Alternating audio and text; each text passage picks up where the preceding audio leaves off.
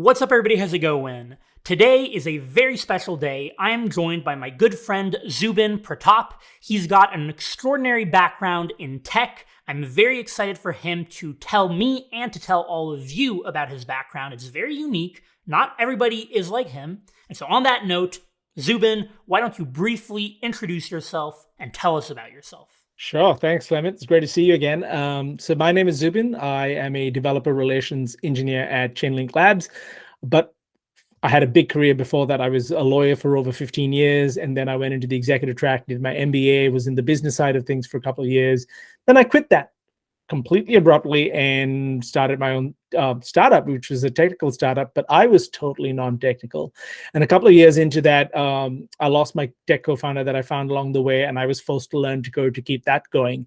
But I enjoyed loving to code so much that I decided I was going to restart my career at 39, start all over again at the bottom as a junior dev, and slowly sort of made my way through that. So I spent a little over a year as a junior dev. Then I joined Google as an engineer, and more recently I joined Chainlink Labs. So tell us a little bit about that. Like, you had never learned to code up until the age of like late 39. 30s? Yeah, 39? Yeah. And so you learned to code because you lost your technical co-founder and then you just fell in love with it and became a software engineer. Like, how does that work? Was it difficult? Was it intimidating? Tell us about it. It was horrible. So, and the reason it was horrible is I had tried to learn to code for 3 or 4 years before that. And I didn't know where to start. I found back then in 2015, 2016, when I was trying to learn the first few times, I was just overwhelmed. There was already a ton of information. And the thing I'd learned from my previous careers is that it doesn't matter. You need to know the basic amounts, but that's just the first step, right? Like, no one actually gets a job for being literate. And today I coach people in career change, and this is what I keep saying. I'm like, learning to code, frankly, that's kind of the easy part, because you've got to figure out the minimum you need to do and then figure out what it is that the job market wants. And because I've been on the hiring side in multiple industries in multiple countries by that time, I knew that the traditional approach of a candidate is not the one that works. And so I applied that. Once I de-emphasized just the learning to code part and committed to becoming a coder, which I think is totally different from learning to code. I think learning to code and being a coder are not the same thing. Once I was committed to become a professional coder, I then had to reverse engineer that process for the job market I was targeting and identify what I call the minimum effective dose, the minimum number of skills required for me to outcompete the market, right? That's really hard to do. That's actually harder to do than learning to code itself, because coding is kind of deterministic. I did at one point enroll in a boot camp, went to San Francisco, left my family here, and in about a week and a half, I came back because I personally thought that the boot camp wasn't going to be right for me. Plus, I'd run out of money, and the idea of being in the US, I thought I could make it work. I couldn't financially, not having income, spending on the boot camp, living in San Francisco was just too much. So I sort of aborted that and came back. And then I ended up teaching myself through applying my own framework of how to do that. It sounds like you were partly, if not entirely, self-taught, because you ended up abandoning the coding boot camp. Yeah, within the first week. So I would describe myself as entirely self-taught, but I can now show people how to do that like in less than a year, whereas it took me about 4 years of staggering around, stubbing my toe. Everything's easier when you have a process, right? Of course. And that's super impressive. I mean, your story, I find it super impressive because it seems like you faced so many different obstacles and you had that mindset to keep going and that motivation or determination, whatever you want to call it. What I'm curious about— To be honest, your videos, sorry to jump in there, Clement, but your videos also help. Like, there were a number of people who emphasize the mindset part, and a lot of people don't pay enough attention to that. They're always thinking about the tactical coding stuff. What you do next depends on what you think right now. And if you don't think the right thoughts, you're going to quit. Yeah, and people forget that, like, you have to believe that you can do it, right? Otherwise, you're not going to. Yeah, totally. But so I'm curious, how difficult or easy was it for you to then land a job as a dev and then land a job as a dev at Google? Because I know that I still to this day get many people who come to me and who say, like, Clement, you learned to code in 6 months and got into Google, but that's not typical, or that's because you had a math background. What if I have a background that's totally unrelated to sciences? And then that's where, like, I point to you. I'm like, well, Zubin was a lawyer. Now, law is a very, like, difficult field, lots of critical thinking, But still, it's not a science like math or like, chemistry or Not at something. all. Yeah. So how was it for you? It was very, very difficult, largely because I was terrified for most of the part. Like, I was very senior in my career. I had a strong market reputation. I'd done work in different countries. And so for me, the big thing was I'm going to look like a total idiot, right? It's not just that I'm not going to succeed. In even trying, I look like a total idiot. So that was one of the major things that I had to constantly, every single day, overcome that fear, that self-doubt. And the question that kept me going is, even if I fail, do I really want this bad enough that I'm going to risk failure for it? Right. That was the main question for me. Is there anything else that I'd rather do? If the other things that I wanted to do, I wanted to do because I wanted to run away from the fear. I didn't actually want to do them. I just want to comfort myself by getting away from the fear. And using that framework, I'm like, okay, I clearly love writing code. I'm spending all my time, all my free time doing this, and I love this enough to want to risk everything on it. So that was the really hard part, is controlling the mindset. The other thing that I'd say was hard is I actually think there's way too much information out there on the internet. And I read this book, The Paradox of Choice, late 2000s, around the time of the global financial crisis. And that had a profound impact on how I think about information, optionality, and so on. And so I made it my goal to try and do as little as I can, but do what little I did really well. And moving to, so I applied for only 4 roles when I finished my learning plan. I wrote down a learning plan for myself, and I even published a short course on it in Udemy and how you do that, which I've moved off Udemy now. But I followed that plan, got all 4 of the offers I applied to. But it's not because I was the best candidate necessarily or the most qualified candidate. It was because I only applied for 4 roles where I knew I could deliver outstanding value. Like, that was the level of granularity I went to, because I knew what hiring managers look for, having been one for many years. And Google required a completely different plan. Now, too often I see people making the mistake of all coding interviews are the same. They're really not. Like, I've counted, and when I work with my students, we sort of go through 6 to 9 different types of coding interviews, depending where in the world you are. If you don't prepare for the right one, it's like going to a billiards tournament expecting to play snooker. It looks kind of the same, but it's not. And you've got to get that right. You've got to get that right up front. As Abraham Lincoln said, give me a tree and an axe. I will sharpen the axe for 4 hours and chop the tree for 1 hour. Like, I think that's totally true. I love everything that you said about that mindset, and how, you figured out that any other thing you wanted to do was just you wanting to run away from your fears. And I would really try to emphasize to anybody who is watching, who relates even ever so slightly to Zubin's story. You have an unconventional background as it relates to tech, and maybe you're scared, but you are considering pursuing it, this and that. Like, Zubin is a prime example, right? Like, he was 39 and he was in a field where he was doing super well-respected field, blah, blah, and he made that switch. That is daunting in and of itself, like you said it. Anyway, at this point, I'm just reiterating what you said, but I genuinely, like, it resonates with me. I had it much easier in that sense. I was like fresh out of college, not really taking any big risk. So very cool about the granularity in your job hunt process. Can I just jump in there, Clement, if you don't mind, to just make an observation about what you said about you having it easier? That may or may not be true. It's hard to know, but everybody in their circumstance feels their problems are the most daunting. Like, that's just how the human experience is. And I think no matter who people are, they're going to feel like they've got serious problems. The point is, no matter what your problems are, it's possible. Like, you just have to hold on to that. Your problems are going to be the biggest for you. Like I said, I've helped other people do this. Now, I'm no longer the only person. Recently, in 7 months, I helped a gentleman from Russia go from zero code, didn't even know what the terminal is, to his first dev job, right? Once you know how to do it, it's easier. And that's where people like you made it possible for me. And now I'm hoping to make it possible for others. And we also need a little bit of grace from the world around us. Like, Google took a chance. My first employer took a chance. Chainlink Labs, maybe less of a chance, but they're still taking a chance. Like, I'm non-traditional, right? The world does need to come together to support you as well, but you've got to enable them to believe in you, and you've got to do that by believing in yourself first. Yep, very well said. Very well said. Now, about Google taking a chance on you, did you feel competent enough to land a job at Google when you landed that job? Like, how was that process? Because that's around the time that you and I met. And you can tell that story if you want. Sure. So yeah, well, you and I met because I signed up for Algo Expert, which is very much part of my plan when I was thinking, okay, what do the FANG companies require? Because my wife and I were thinking, let's try and move to the States and all that.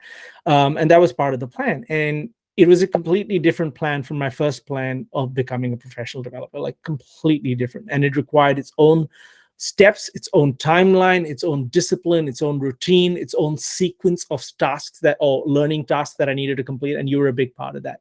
And I think I reached out to you, and that's why I said, Clement, this wouldn't have been possible had it not been for you, because you did up level my game significantly. Like, you gave me a fighting chance. And what I think most people assume is that there is an objective standard that you have to beat to get into a FANG company. I quite strongly disagree with that, because, again, having been on the hiring side, I can tell you in the last 20 years of my career, including in tech, I've seen outstanding candidates not make it.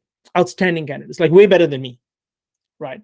And whether we like it or not, there is a little bit of luck magic in life. Like, you could get an interviewer who is kinder than another, or you could get an interviewer who's much more pedantic than another, who has come from a deep CS background, 20 years, and thinks that if you don't know this thing, you're not good enough, right?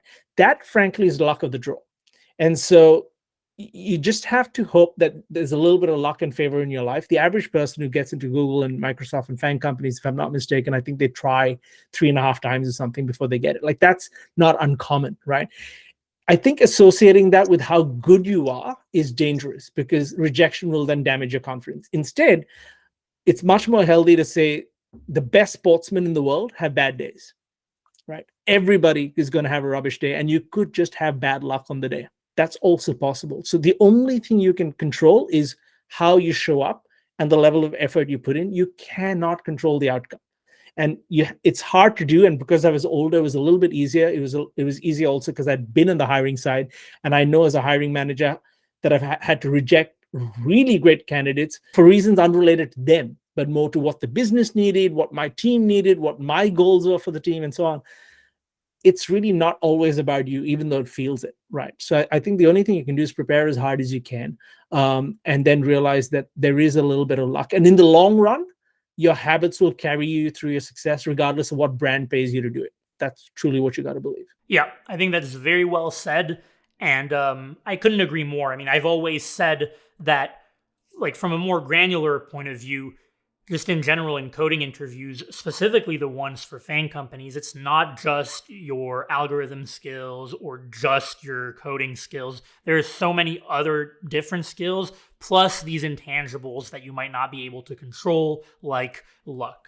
One thing that I want to ask you, so you said that part of your plan for Google was using Algo Expert, for example, and that's how we met, because you reached out to me, or perhaps I reached out to you about a testimonial or something. By the way, for all of those of you watching, do check out Algo Expert. Go to algoexpert.io and use the promo code CLEM for a discount on the platform. Had to put the shameless plug, Zubin. You probably learned about Algo Expert through one of these shameless plugs. But one question I have for you, Zubin, then is, it sounds like your maturity and your background helped you with the navigation process. Like, you were able to kind of, calm yourself down, identify certain things.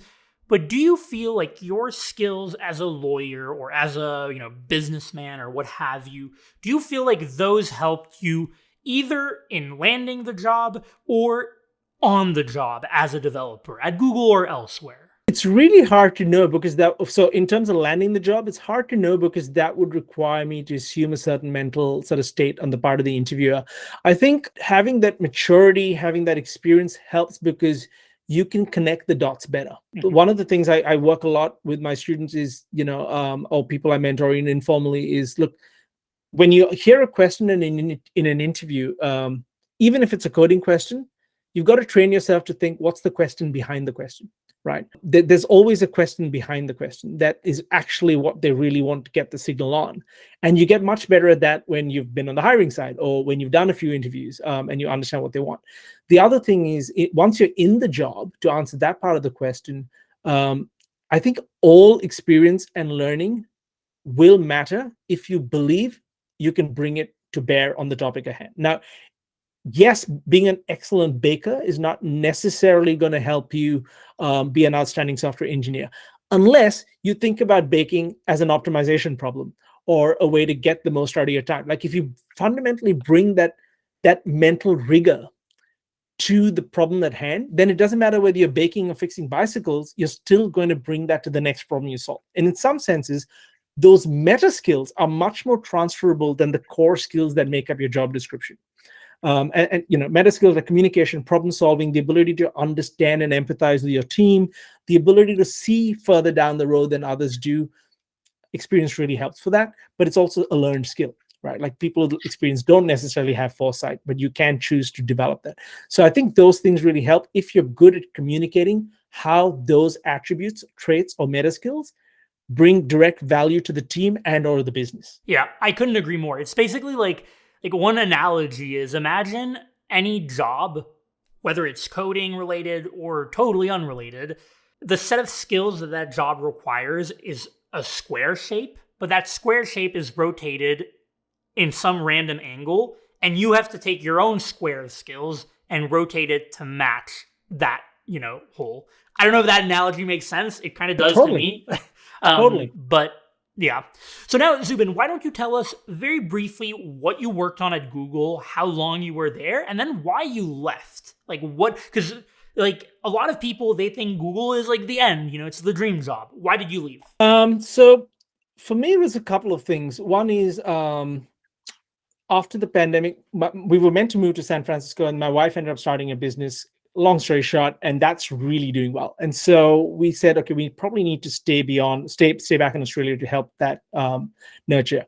Secondly, as much as and I really enjoyed my time at Google. Like the people are amazing, Clem. You know what they're like. They're just so great. The culture is phenomenal. It's a great company. The work is really good. But at my age, like I'm 41 now, I was 39 and 40 at Google, and I was thinking, I became a developer through the startup route, right? I didn't become a developer by intention necessarily. And my heart really belongs in startup in some senses, or in sort of functions where I can code and also help and impact the product. And I think big companies can enable you to do that if you're in certain teams, but generally when they're that big, it's kind of harder to have influence over a number of parts of the business. And I felt there were lots of traits and skills that I was bringing that was kind of not being utilized as much as I'd like. Plus, we couldn't move to the US anymore. And as many people know, FANG doesn't always do remote, and that wasn't really necessarily going to be an option. So I said, okay, almost 2 years here. I've learned a lot. It's great. I've really enjoyed it. And it's time for me to, maybe go back to a more sort of startup scale where I can impact a lot. But it wasn't an easy decision because nobody wants to leave Google. And I didn't want to leave Google. The number one metric I use for that is in the second half of my career, I don't want to repeat some of the mistakes I made in the first half of the career.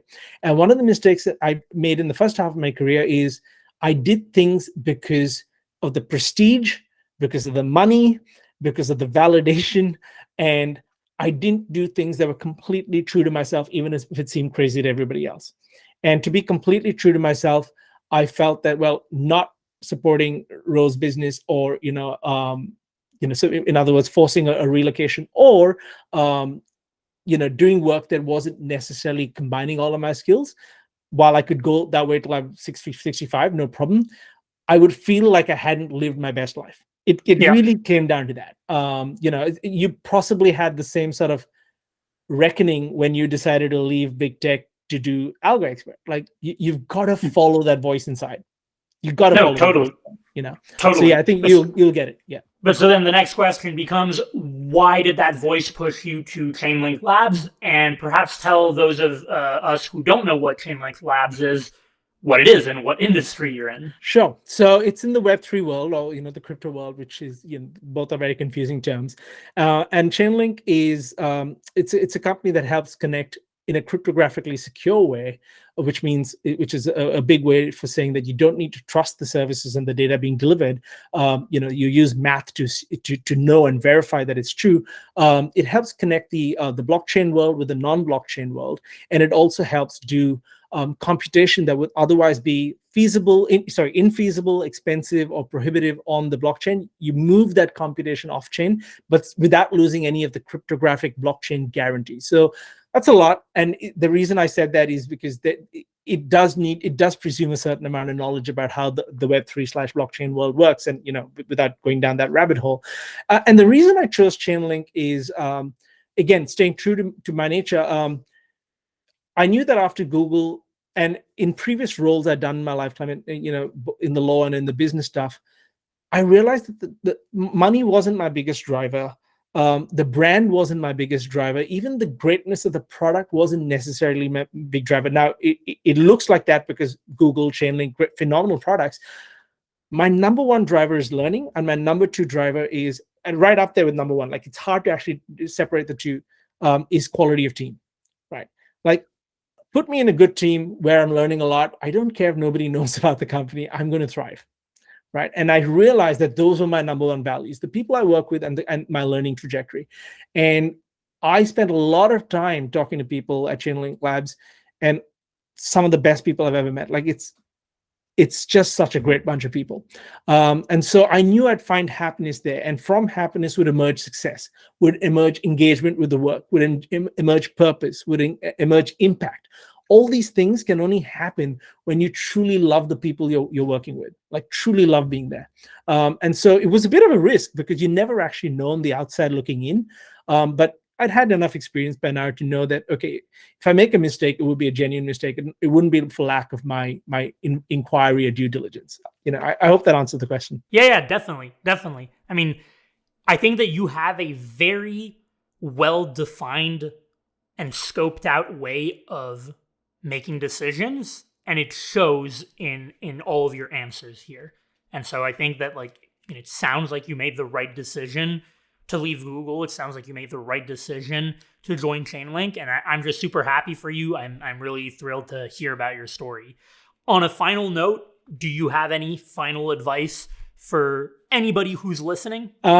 Look, more generally, I think there will always be reasons to not pursue the things you want to, and there'll be good reasons. There will always be reasons. So if you're looking for a world where there are no that it's obvious that you've got to take the hard road, that'll never happen. Your reasons for not doing what you want will always, at least initially, far outweigh the reasons for doing it. But I wouldn't look at the number of reasons for not doing it. I'd look for one good reason to try, just one, right? And then go for it.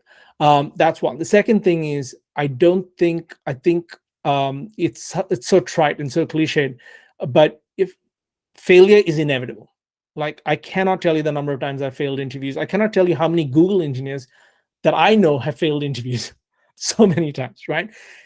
Don't mythify this. Like, there's a little bit of magic, there's a little bit of effort, there's a little bit of right place, right time, there's a lot of focus. You need all these ingredients to bake the cake. So don't beat yourself up just because you fail. There is a lot of learning. Don't waste a good failure, right? And you're going to have tons. And the third thing I'd say is what Steve Jobs said in his commencement address at Stanford really resonated with me, and I try and live my life with that. Like, don't let the opinions of others drown out your inner voice. Incredibly hard to do. But I truly believe your inner voice is there because it's telling you what you need to become. Not what you are yet. It's telling you what you need to become. And your purpose and your fulfillment in life, it sounds very woo-woo, but comes from listening to your inner voice, because that's meant for you. That's unique to you, right? And so those are the three things. It's not coding related. It's more life related. But I think, honestly, coding is a subset problem of life. Yeah, no, I mean, what a great way to wrap this up. I think these three pieces of advice are great, each of them in their own way. And thank you so much for sharing your story, Zubin. Really appreciate it. I will link any socials that you might want to share with people in the description in the comments below. So any of you watching who might want to learn more about Zubin, or perhaps even get in touch, you can check them out. As always, if you enjoyed the video, don't forget to smash the like button, subscribe to the channel if you haven't already, follow me on LinkedIn and Twitter if you enjoy short form written content, Instagram if you like pictures, and I will see you in the next video. Bye bye, Zubin. Thanks, Clement. Thanks for having me.